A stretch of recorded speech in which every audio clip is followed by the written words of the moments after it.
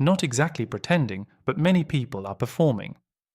Here's the distinction, spoken in a clean British tone as you prefer. Most people aren't pretending. They're protecting. People rarely show their full truth on the outside.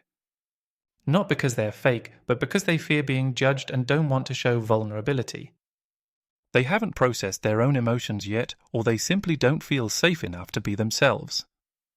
Often, they don't fully know themselves, or they try to fit into various roles: partner, employee, friend, parent. Most of what you see in daily life is a social mask, not a lie, but a filtered version of who the person really is. In shadow work terms, everyone has a public self, which is what they show. They also have a private self, which is what they truly feel, and a shadow self, what they hide even from themselves. So when you feel like most people are pretending, what you are actually noticing is people presenting the version of themselves that feels safest. You're not wrong, you're perceptive. As you do more shadow work, you start to see the micro-tensions in people. You notice the unspoken emotions, the mismatch between words and energy, and the self-protection strategies.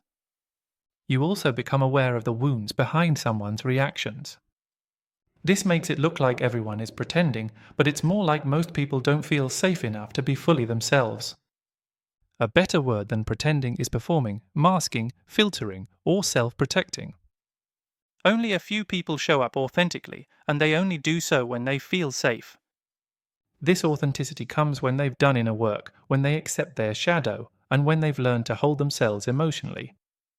Authenticity requires emotional courage. Most people don't practice that. If you want, I can also explain how to tell when someone is being genuine, or the psychology of masks and social performance. I can also share how to become a grounding presence that makes others drop their mask, or why people pretend in relationships, work, and friendships. Finally, I can help you spot your own masks. Just tell me which direction you want to explore next.